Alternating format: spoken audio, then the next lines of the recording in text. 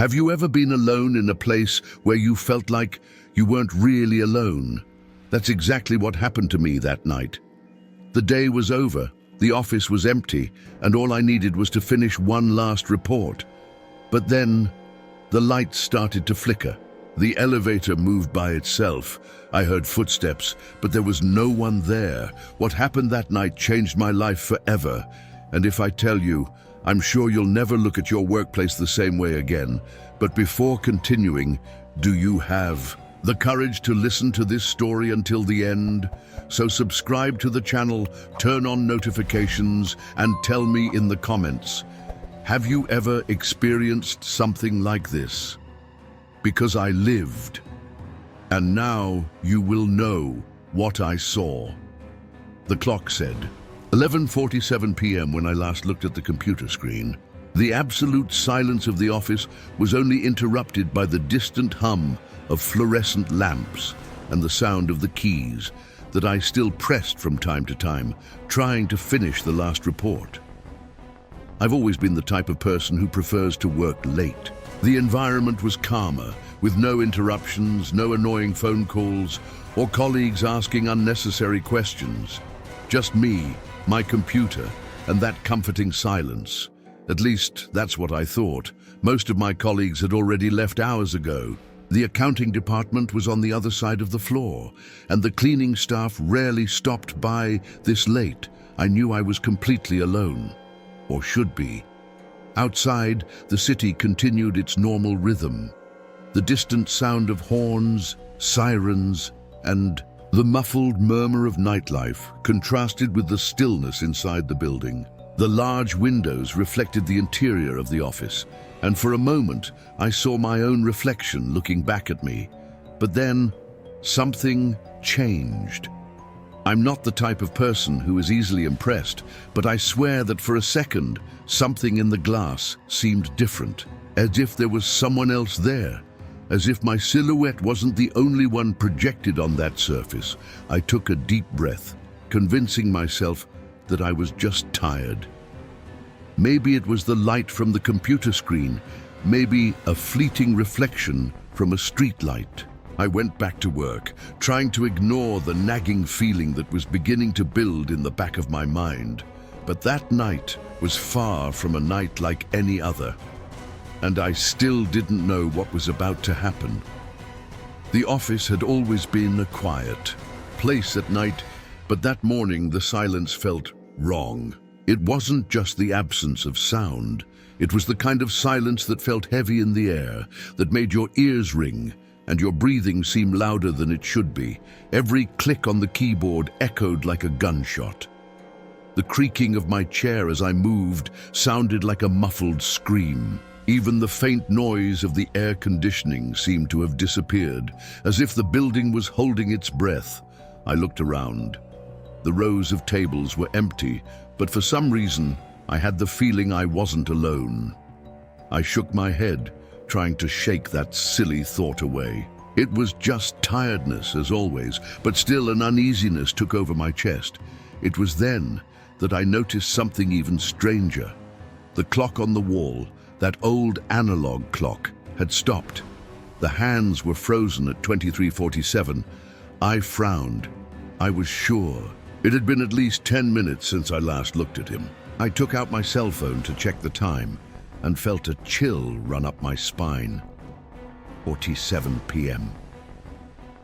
The screen flickered slightly, as if it was experiencing interference. I blinked a few times, took a deep breath, and put the phone back on the table. It must be a coincidence. Just that's when I heard the first sound.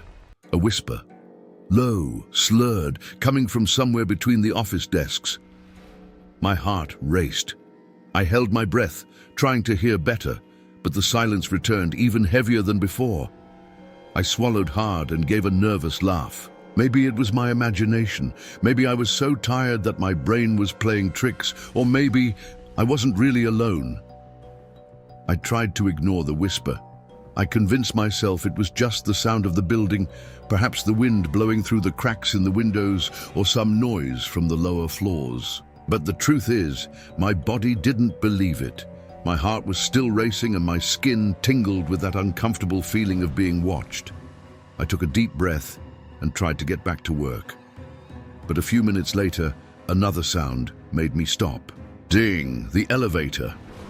Automatically, I glanced at the silver double doors on the other side of the office. The digital panel glowed in the dark, and the number changed from ground floor to 4, the floor I was on. My throat dried up. At this hour, no one should be going up. I was the only one there, at least. That's what I thought. The elevator doors opened slowly, letting out a metallic sound that echoed throughout the room. But no one left. I stared for a few seconds, waiting for someone to appear. A security guard? A late co-worker? But no. The elevator was empty. The strangest thing? It didn't close. Generally, after a few seconds of no movement, the doors would close automatically and the elevator would descend back to the ground floor. But not this time. He stood there still, as if waiting for me.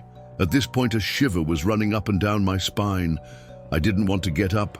I didn't even want to look at that empty cabin.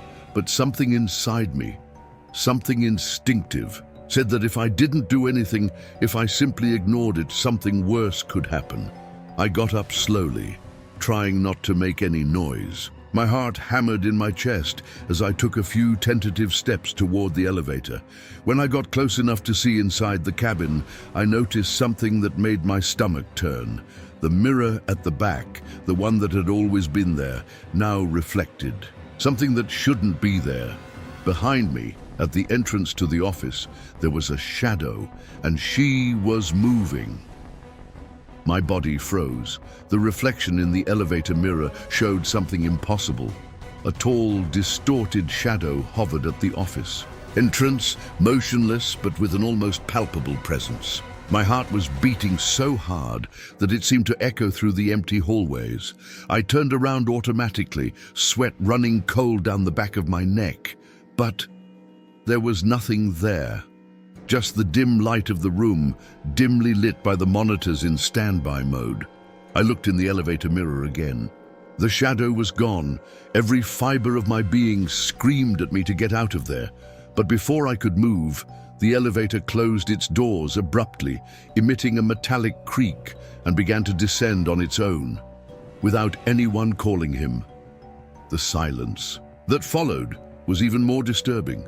It felt like the very air around me had grown heavier. My legs felt shaky as I took tentative steps back to my desk. It was then that the lights started flashing. At first, I thought it was a power outage, but the way the light bulbs vibrated on the ceiling, popping like they were about to explode, made me doubt it. It was as if something wanted to keep me in the dark. And then, the computers started turning on by themselves. One by one, the monitor. Screens lit up, casting a pale glow over the deserted office. The machine's fans hummed erratically, as if they were being forced to work. Some screens only showed a black background, others flickered as if they were faulty. I slowly approached one of the workstations and with a shaking hand, touched the mouse. As soon as I did that, the screen brightened and showed something that made me swallow hard. The system was open on a security recording, a video lasting a few seconds, filmed from the corner of the office. In the video, you could see my table and me sitting at it. But there was something wrong, something terrifying. Behind me, at the very edge of the darkness, was a figure standing still. I couldn't see his face, just a dark silhouette, standing and watching me. And at the exact moment I realized this, the lights went out for good. The pitch swallowed me. I was paralyzed for a moment, unable to think. The only audible sound was my heavy breathing and the rapid beating of my heart. My hands shook as I tried to reach for the cell phone in my pocket, desperate for some light. But before I could unlock the screen, I heard a sound that made me freeze in place. Steps. They were subtle, but perfectly audible. The echo resonated in the corridor next to the office, the one that led to the meeting room. The sound was spaced out, rhythmic. Someone was walking there, even though I knew with absolute certainty that I was the only employee in that building at that time. I swallowed hard, trying to control my panic. Maybe it was the security guard doing his rounds, but something inside me screamed, no. There was something wrong with those steps. They were too slow, as if whoever was there wanted me to know they were there. I gathered my courage and with shaking hands turned on the flashlight on my cell phone. A faint beam of light cut through the darkness, flickering as my sweaty fingers gripped the device. I took a deep breath and forced myself to take a step forward. Then, slowly, another. The silence was oppressive. When I reached the hallway door, I stopped. My entire body was begging me not to look, to just turn around and run, but something stronger, perhaps a mix of curiosity and terror, made me raise the cell phone and point the light into the hallway. It was empty. No open doors. No strange shadows. Just a long hallway with gray walls and carpeted floors. But the chill that ran down my spine told me I wasn't alone there. And then the sound of footsteps returned, this time behind me. I turned immediately, the light shaking with the suddenness of the movement. Nothing. Just the office, now immersed in a bluish gloom, with the computer screens still on. The video was still playing that absurd scene, me sitting at the table and the shadowy figure behind me. I walked away, feeling the adrenaline taking over. My chest rose and fell rapidly. My mind struggled to understand what was happening. It was then that the sound of footsteps returned.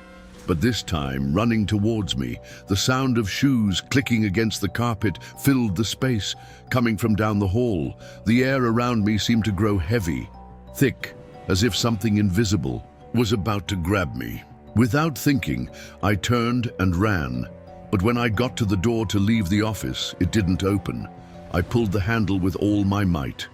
I locked my shoulder against the door, pushing desperately. But it was as if I was sealed, as if something wanted to keep me inside. And then the sound of footsteps stopped right behind me. The silence was absolute. The footsteps had stopped right behind me, but I couldn't turn around. My entire body was frozen, my breathing short and uneven. His heart hammered inside his chest as if it wanted to escape. I still held the door handle, pulling hard, but it just wouldn't open. It was as if something invisible was holding on to the other side, preventing me from leaving. The temperature in the room plummeted. I felt a shiver go up my back, and that's when I realized someone or something was there with me. Whatever it was so close I could feel its presence, a suffocating pressure around me. But as much as I wanted to run away, my body wouldn't obey, and then it happened. In the middle of the office, right in front of me, one of the swivel chairs moved on its own. It wasn't a sudden movement, as if someone had bumped into her. It moved slowly, as if someone was sitting there and turned to face me. My eyes were wide. My mind was screaming that this wasn't possible. The leather of the chair creaked slightly as it spun, emitting a subtle sound that echoed in the silent. A room. The feeling that someone invisible was sitting there left me completely paralyzed, and then she stopped, pointed exactly in my direction. My lungs burned because I had held my breath without realizing it. My body was rigid, my fingers still clenched on the door handle. But at that moment, a thought stuck in my mind. I was no longer alone. The chair had swiveled around to look at me. Somehow I knew there was something sitting there, staring at me. In the dark, my hand shook as I slowly lifted the cell phone to illuminate the chair. The beam of light cut through the pitch black and revealed nothing. The chair was empty.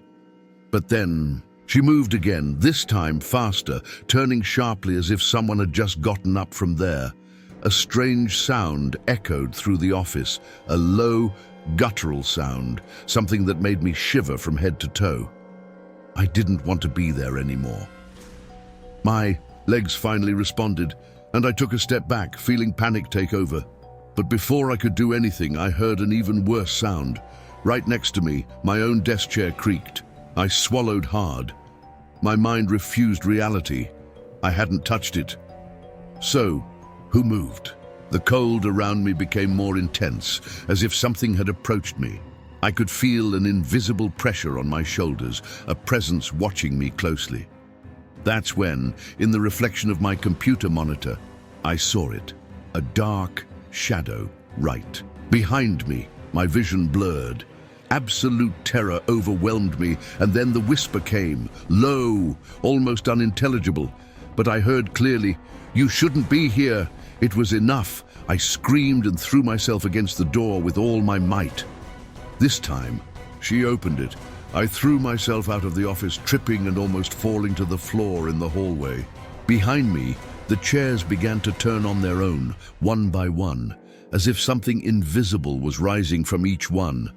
I ran without looking back, without thinking, just running away from that damn office.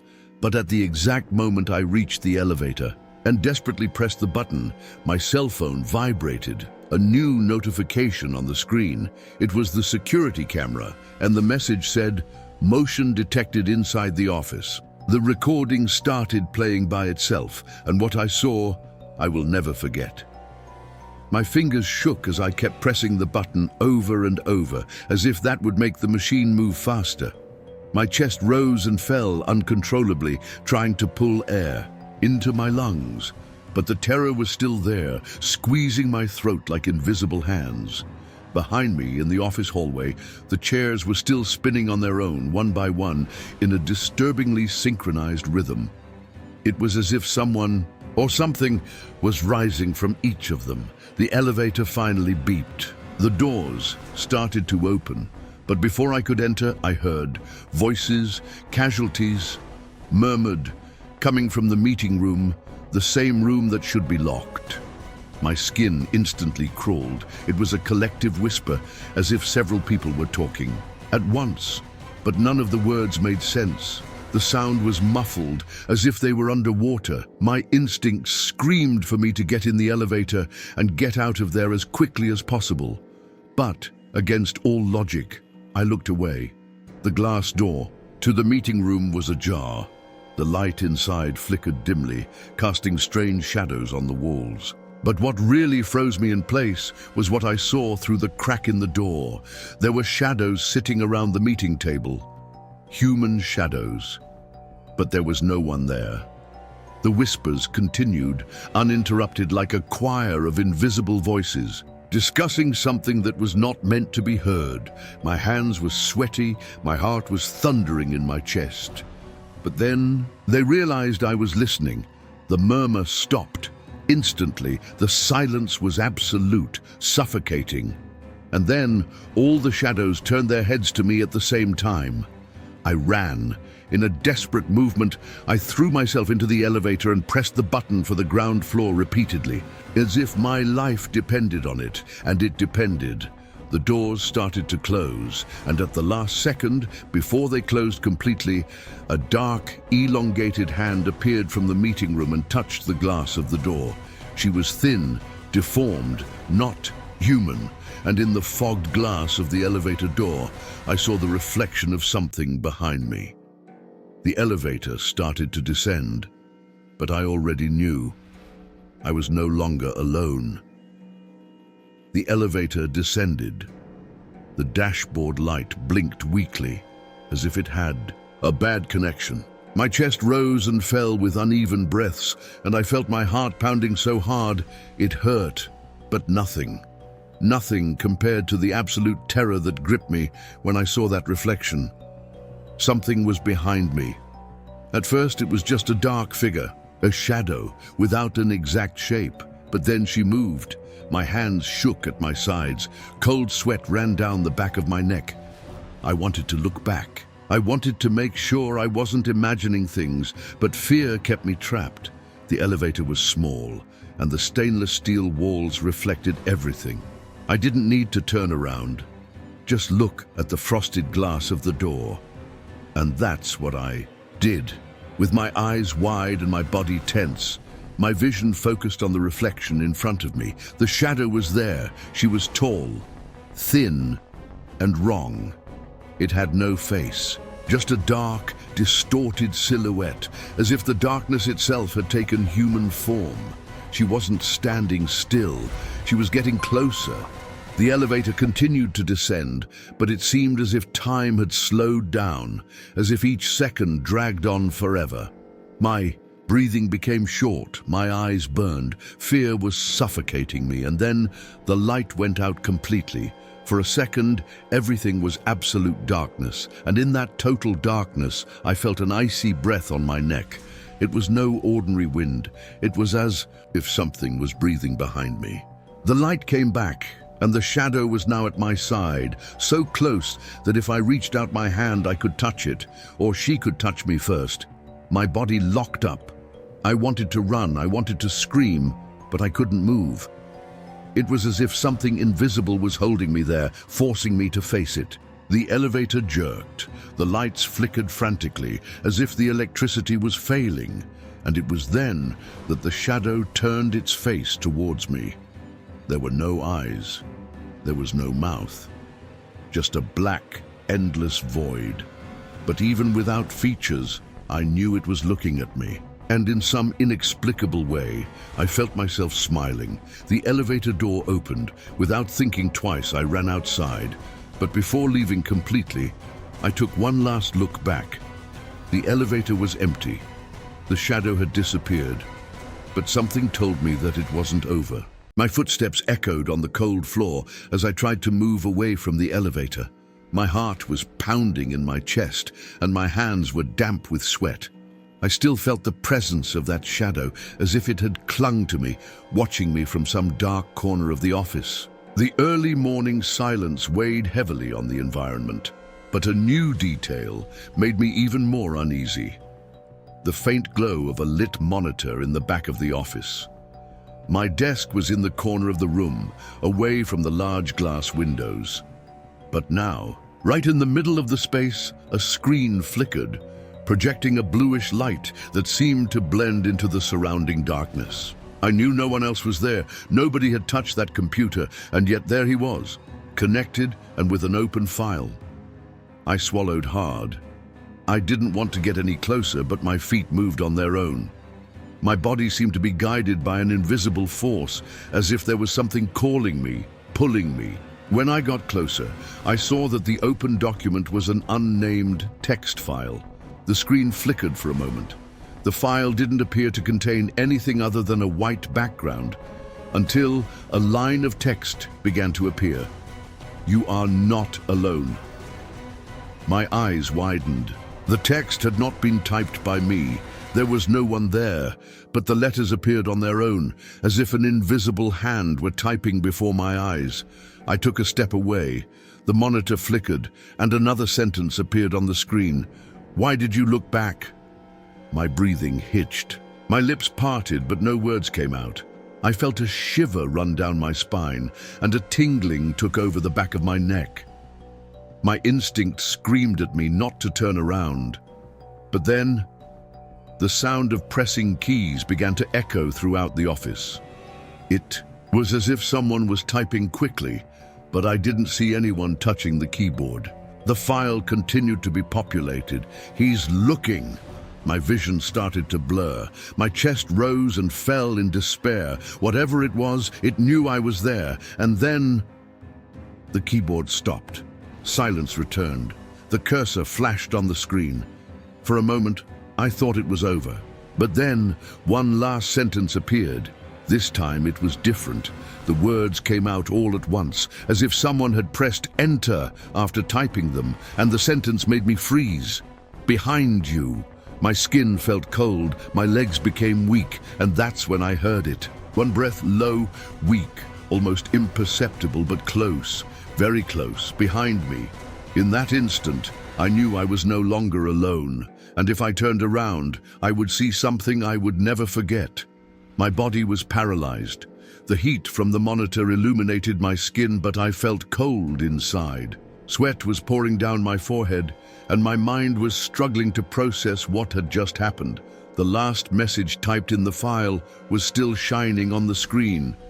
"Behind you." I felt the presence there. It was as if the air around me had grown, heavier, charged with something invisible but deeply wrong. My breathing was ragged, my eyes were wide, and everything inside me was screaming for me not to turn around. Then, the sound of a notification crackled through the air. It was dry, cold, and completely out of place in the silence of the office. The screen on the side flickered. The company's internal chat had received a new message, and the most disturbing detail, it was addressed to me. My eyes slowly slid across the screen, trying to control the shaking in my hands.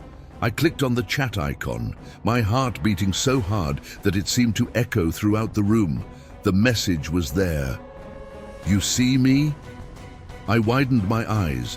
The message came from an unnamed user. Just a string of random characters. And the scariest thing, the message had been sent from inside the office. There was someone else logged into the system. My vision became blurred. A biting chill ran down my spine. My hands were shaking so much that I almost couldn't keep the cursor in place. I clicked on chat. My fingers hesitated on the keyboard, but somehow I managed to type a single word. "Who are you?" The answer came instantly. "You saw me." The lump in my throat prevented me from breathing. My eyes darted around the dark office, as if expecting to find someone there, hiding in the shadows. But there was nothing, no chairs out of place, no sounds other than my own breathing. Another message appeared on the screen. "You were not supposed to be here." My fingers became stiff. It was a warning, a clear warning. I was in the wrong place at the wrong time. But the worst was yet to come. The system registered a new connection. Someone or something had just joined the chat, and this time it was a video broadcast. My stomach turned, a new tab appeared on the screen, and then the office camera has been activated. The image appeared on the monitor, displaying live footage from the office itself. My heart raced. The camera pointed to the empty hallway. The dim lighting created strange shadows on the walls. The environment seemed frozen in time, as if something was wrong with the footage. For a moment, I saw nothing. But then, the shadow appeared. In the corner of the screen, near the entrance to the meeting room, a dark figure was standing. No face, no defined shape, but it was there, and he wasn't motionless. She was turning around. In my direction. Time seemed to slow down. My throat went dry. My entire body refused to move. But the real terror came when the screen flashed once again and another message appeared in the chat. "Now I see you." My muscles finally responded. I turned off the monitor with a sharp slam, pushing my chair back with enough force to almost knock it over. But then, the notification sounded again. Another sound. Another message. My hands shook as I looked up at the dark screen, and that's when I realized. The screen was off, but the reflection was still there. And it wasn't just mine. The silence in the office had already turned into something suffocating. After the strange messages and the camera showing something that shouldn't be there, every sound seemed amplified. Every shadow became suspicious. I needed to get out of there. Now, adrenaline pulsed through my body as I hurriedly walked to the elevator. My footsteps echoed across the porcelain floor, and the feeling of being watched grew with every second. When I reached the end of the hallway, I repeatedly pressed the elevator button, as if that would make it go down faster. I just wanted to leave. The light above the door flashed, indicating that the elevator was arriving. The noise of metal cables moving inside the well echoed throughout the floor. A low sound, but one that seemed amplified by the absolute silence of the building. Then, with a muffled ding, the doors slowly opened. The inside of the elevator was empty. I took a deep breath and entered. I pressed the downstairs button hard, feeling a cold creep up the back of my neck. The doors closed, isolating me from the gloomy hallway. But the feeling of being watched did not disappear. The elevator began to descend smoothly. A relieved sigh escaped my lips. Maybe it was just my imagination. Maybe I was exhausted and starting to see things. perhaps. Ding. The elevator suddenly stopped. My eyebrows furrowed. The light above the door indicated that I was on the 7th floor, but I hadn't pressed that button. I didn't have to be there. My heart started to beat faster. The elevator doors slowly slid to the sides, revealing what was supposed to be an empty floor. But it wasn't empty. The floor was identical to mine, a long corridor lit by white lamps. The only difference was that the lights there flickered intermittently, as if there was an electrical fault. However, that wasn't what made my breath hitch. There was something there. At the very end of the corridor, near the last glass door, a dark silhouette was standing still. It didn't move. He wasn't breathing. It was just there. Panic took over me. I frantically pressed the button for the ground floor, punching it hard, as if I could force the elevator to move. The doors began to slowly close. The figure remained motionless, but when the doors were almost completely closed, she moved. From one moment to the next, without warning, the figure ran towards me. It was not a hesitant step. It was not a human movement. It was fast, like a dark blur crossing the hallway. I screamed and pressed every button on the panel, desperate for the elevator to come down at once. The doors finally closed. My body was pressed against the wall. My lungs burned from lack of air. The elevator was silent. Only a sound of static reverberated through the room, coming from somewhere inside the system. But then, something knocked against the door, a dry rumble, as if someone on the other side had struck the metal hard enough to shake the structure. My heart raced. I was shaking from head to toe, every cell in my body begging for the elevator to move soon. Then a second blow, this time accompanied by a sound, a whisper, low, scratchy, but perfectly audible. "Did you see me?" A paralyzing shiver ran down my spine. The elevator still wasn't moving. The third blow came stronger. The lamp blinked violently. My stomach dropped as I realized something that made my blood run cold. On the small floor panel, a new number had been automatically entered. Basement 2. But that floor didn't exist in the building. I never knew what was down there. But now, I was about to find out. The elevator started to descend. Slowly, every meter covered seemed like an eternity. I tried to convince myself that it was all just a malfunction. Maybe a system error, a short circuit. But none of that explained that voice, that presence. My hands were sweaty, my chest was rising and falling rapidly, and my mind was screaming at me to do something. But what? The elevator display glowed dimly, indicating the impossible floor. Basement 2. With every second, the air grew heavier. The elevator creaked as if it were descending to a place it should never have been accessed. Suddenly, the elevator stopped. No alert sound, no soft ding. It was a sharp jolt that caused my body to be thrown against the wall. The light flashed violently, my heart hammered in my chest. The seconds dragged by as if time was frozen. Then came the sound. Low at the beginning, slow. Something was moving outside, beyond the metal doors, a tear in the absolute silence. It was a strange, cutting sound, as if something was scratching reality itself. I couldn't tell where it came from. It was far away, then close, then far away again. Scratch. My stomach turned. It was like gigantic nails scratching invisible fabric, as if something was trying to force its way in. I moved away until I was pressed against the elevator wall, fear taking over my body. Then the sound changed. Before it was like a deep, distant scratch. Now, it was the sound of something falling apart, something alive. Sla, teach. My breathing caught. I've heard that sound before. It felt like flesh being torn apart, like human tissue being pulled, stretched, opened.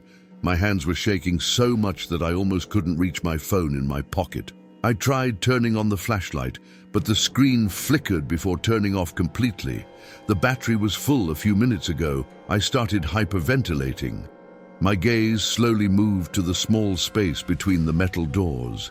The sound was coming from there. Slurch! My chest tightened.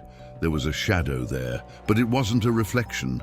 Something was standing on the other side of the door. Something that shouldn't be there. The shadow was tall, disproportionate, as if it had elongated arms and legs, curving into the minimal space between the doors. My entire body went cold as I realized something even worse. The shadow, it was moving, slowly. I wanted to run. I wanted to scream, but my legs were stuck to the ground. The silence became even more suffocating. Then it happened. The final sound. The sound that made me understand that I wasn't just being watched, I was being hunted. The sound of something ripping open and opening. And at that moment, I knew.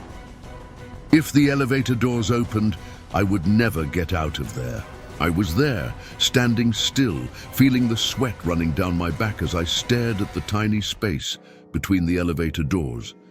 The sound had stopped, but whatever was there was still waiting. It was then that something broke inside me. The logic, the reason. I didn't want any more explanations. I just wanted to get out of there alive. Breathing shakily, I desperately pressed the emergency button. Nothing. I tried to pry the doors open with my hands, but they wouldn't budge an inch. I was trapped.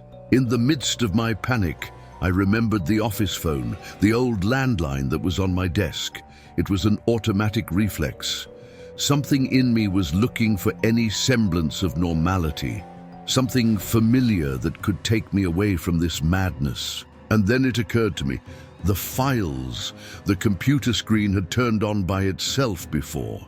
A file was open. What if there was something there? As soon as the elevator doors finally opened, and luckily for me they revealed absolutely nothing but the empty hallway, I ran out without looking back. The floor was silent, but it seemed darker than before, as if darkness itself had settled in the corners, watching, waiting. Upon arriving at my desk, I turned on the monitor with my fingers shaking. The file was still there. It was an incident report. The name at the top made my insides freeze. Missing employee, final report, 1987. I opened the document completely. The words were in an old font, worn by time. My heart pounded as I read, an employee, missing on the same floor I was on just now. It said he got stuck in the elevator in the middle of the night. It said he desperately called reception, but when security arrived, the elevator was empty. Security cameras recorded the exact moment the doors opened. There was no one inside. The employee was never seen again. But most disturbing was the last line of the report. The security guard said that when he arrived, he saw something engraved on the elevator wall. With nails, with blood. He got me. My eyes widened, my body froze, and then a sound, a soft ding, the elevator. He had called alone, and this time, the doors were already open. The ding of the elevator was still echoing in the air when my heart seemed to stop. I didn't want to look. I couldn't look. But my eyes were drawn, as if something invisible was pulling me inside that metallic box. The wide-open doors revealed only darkness inside, a darkness that made no sense. The elevator was lit. I knew that. But at that moment, the light seemed to have been devoured by something much worse than the simple absence of brightness. My entire body was screaming at me to run. But my legs felt like they were buried in the ground. It was then that the air changed.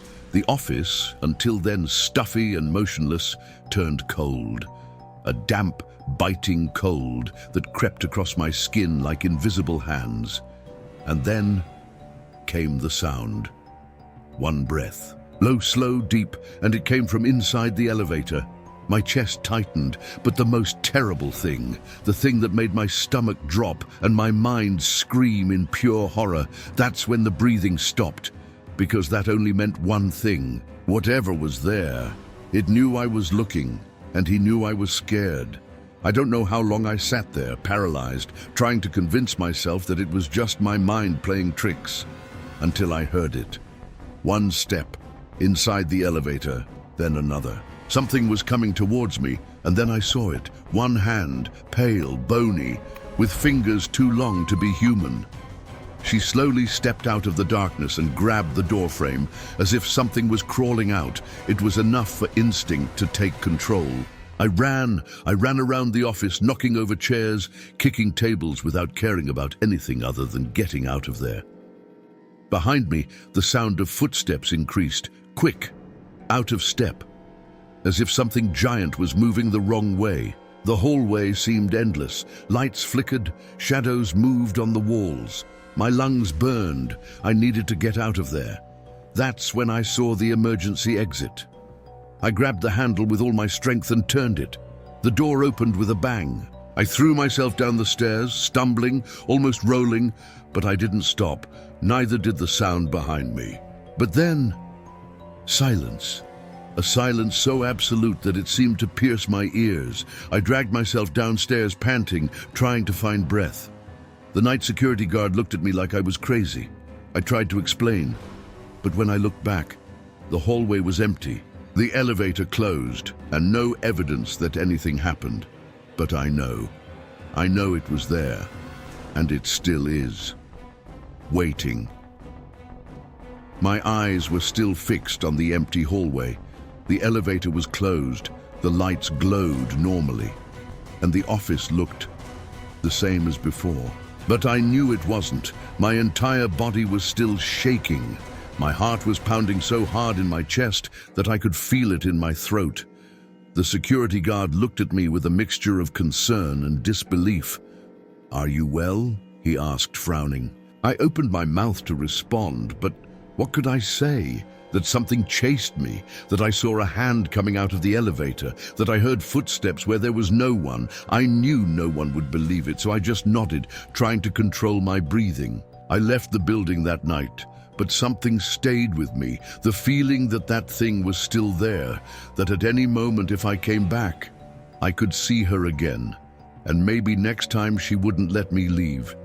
If you've ever felt something strange when you were alone, if you've ever heard a noise that you couldn't explain, then you know what I went through that night. Now tell me, would you have the courage to spend the night in this office? Would you be alone after work? Leave your comment below. I want to know your opinion. Oh, and if you like chilling stories like this, leave a like and subscribe to the channel. There are many more dark mysteries to come.